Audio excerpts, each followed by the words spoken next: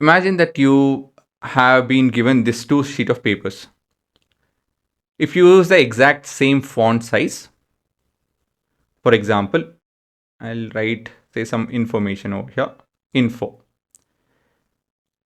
If I use the same font size, what does it mean? If I write a word, say info, and it is of the same size, the height and the width and everything, if it occupies the same size and all of that, we said to have written in the same font size. Basically, the size should be same. So if I happen to write a set of information on sheet of papers and the font size is said to be same, okay, so my question to you guys is, on which sheet of paper will you be able to write more information? Basically, in which sheet of paper will you be able to write more? That's it. It's a simple, straightforward question, right? You have the blue paper on which you will be able to write more information, because it is said to have larger area in comparison to the other sheet of paper. Larger area compared to this.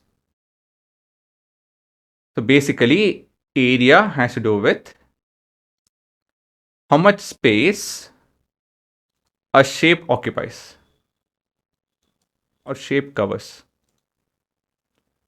So we are looking at the idea of area over here. Remember perimeter? Perimeter has to do with how much will I be walking? How much will I be walking if I happen to walk around a sheet of paper or a park? So basically the distance I have to walk to cover, say, a park, around the park, basically. That's the perimeter of that park. But area is the grass and the trees and whatever the chairs and everything, whatever the park is made up of, that's the area. So area is basically this entire thing. So you need to be very clear with what is a boundary, what is a space a shape occupies, right? And you need to be familiar with the words perimeter and area. So basically area is this surface in surface. More the area, more the surface, or the more the space a shape occupies. Now let's look at the definition per se. I have written idea over here, but let's look at the definition or the idea of area. So for that, I'm going to make use of this. I am drawing something over here. So let me actually, yeah. Now I can roughly state that this shape occupies 4 squares. Okay, can you see that light? It's a bit light.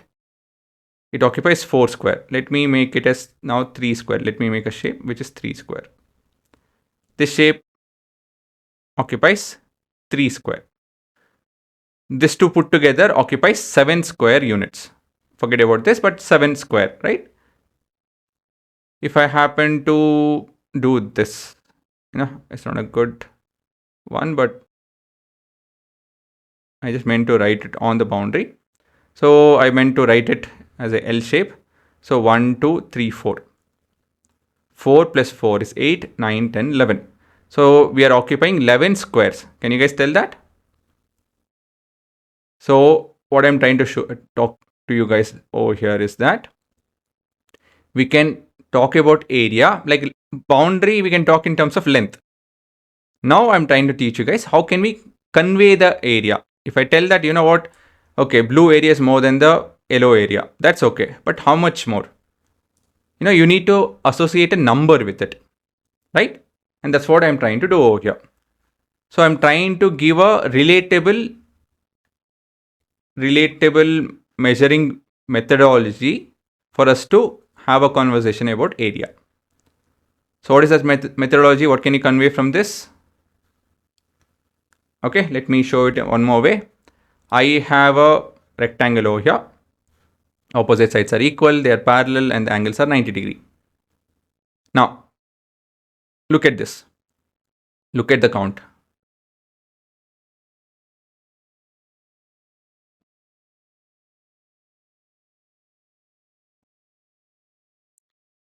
So what is happening over here?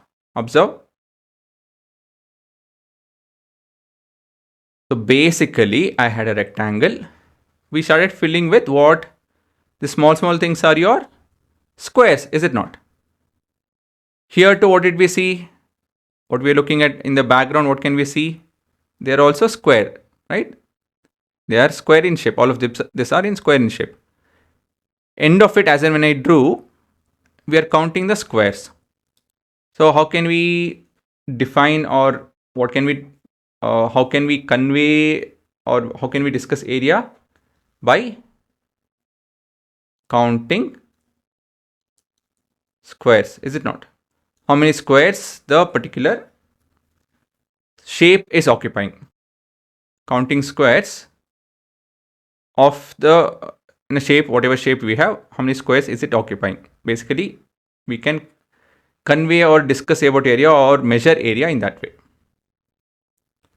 So as a conclusion, we can find the area by counting how many square tiles covers a floor or any given shape, floor or any shape, measuring the space inside a shape, right? So basically, if you look at this, you can imagine that each of this is a tile.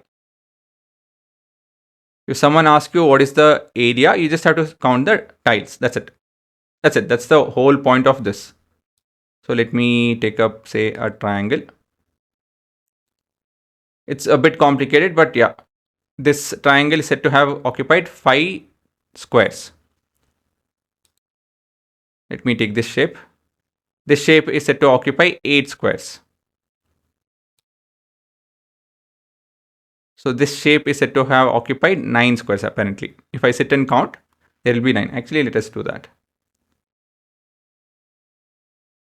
It's a bit too random, but it might not be exactly 9, but it will end up with 9. So we have 1 entire square, 2, 3, 4, 5, almost entire, 6, 7, 8 and 9. We can ignore this and we can imagine that they are shifted to occupy this spaces, right? There's small bit which is outside the boundary. All of that, if I rearrange, we can see that it's occupying around 9 square tiles. So as a definition, the amount of region enclosed by a closed figure is called its area. So why is the word closed over there? Because you start and end at a particular point. You just don't do this. This is an example of closed figure. If I keep it open, how will you know where exactly something is ending? Right? This is an open figure. So it has to be a closed figure. So the number of tiles it occupies helps us measuring the area. The amount of region enclosed by a closed figure is called its area. Okay. So it's a small introduction. We'll apply it in different scenarios. Then we'll have a better grip on the definition and the concept.